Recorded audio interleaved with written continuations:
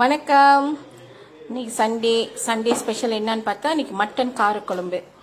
அதை எப்படி செய்யலான்ட்டு வாங்க பார்க்கலாம். ஓகே, இப்போ நான் வந்து பானையில் பாருங்கள், மட்டன் அப்புறம் இஞ்சி பூண்டு அரைச்சிது அது 3 டீஸ்பூன், ஒரு சிராய். ஓகே, அதை போட்டு நல்லா வேக வச்சுருவோம். ஓகே, இப்போ நம்ம எப்படி வந்து மட்டன் காரக்குழம்பு செய்கிறதுன்னு பார்க்கலாம். ஓகே, முதல்ல வந்து சட்டியில் எண்ணெயை விட்டுக்குங்க.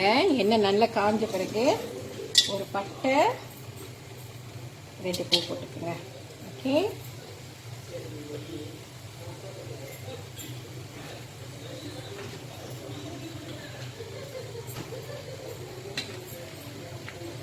கருப்பிலை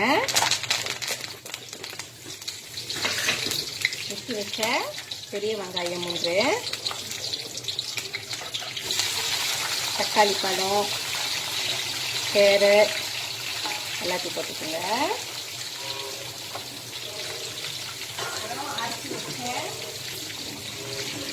இஞ்சி பூண்டு 3 டீஸ்பூன்.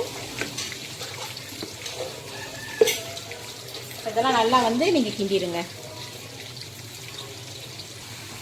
உருளைக்கிழங்கு சேர்த்துக்கோங்க. 3 உருளைக்கிழங்கு வச்சுக்கோங்க. ஓகேவா,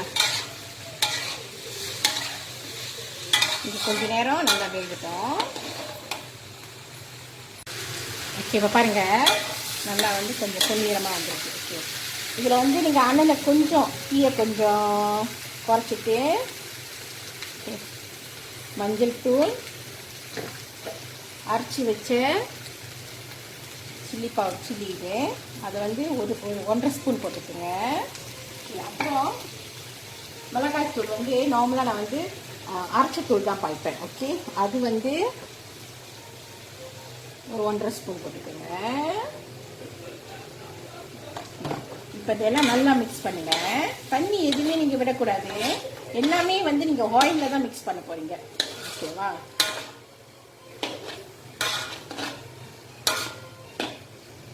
இது அப்படியே கொஞ்சம் நேரம் வேகட்டும்.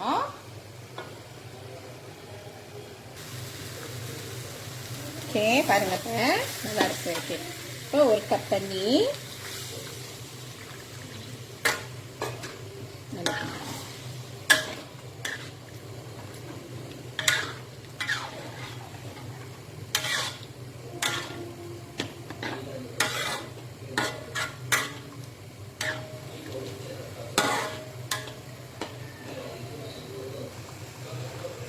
ஓகே, இப்போ குழம்பு வந்து நல்லா கொதிக்குது பாருங்க. ஓகே, இப்போ இதில் நம்ம என்ன செய்ய போறோம்னா, நம்ம வேக வச்ச ஆட்டை அரைச்சிருக்குல்ல அது இதில் கொட்டி நல்லா கிண்டிடுவோம்.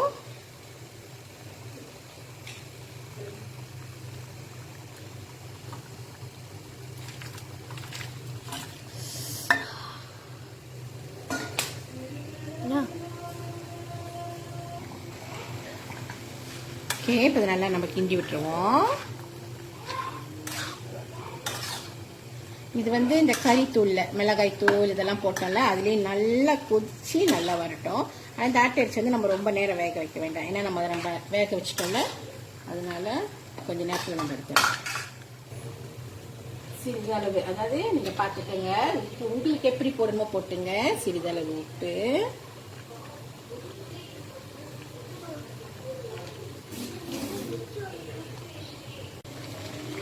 ஓகே. இப்போ பாருங்க குழம்பு நல்லா வெந்துருச்சு.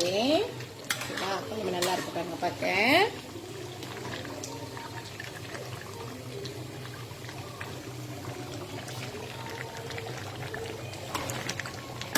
இப்போ நம்ம வந்து அடுப்பை சாத்திடலாம். ஓகே, நம்ம குழம்பு இறக்கிட்டோம் பாருங்க, நல்லா அழகா இருக்கு. ஓகே, இதில் வந்து நீங்கள் சாதத்துலேயும் சாப்பிடலாம். அப்படி வீட்டில் தோசை எதுவும் இருந்துச்சுன்னா தோசையும் தொட்டு சாப்பிடலாம். ஓகே, அப்படி உங்களுக்கு இது பிடிச்சிருந்தா லைக் பண்ணுங்கள், ஷேர் பண்ணுங்கள், வீட்டில் ட்ரை பண்ணி பாருங்கள். அப்படி ஓகேவா இருந்தால் ஃபேஸ்புக்கில் எனக்கு ஷேர் பண்ணுங்கள். ஓகே, பாய்.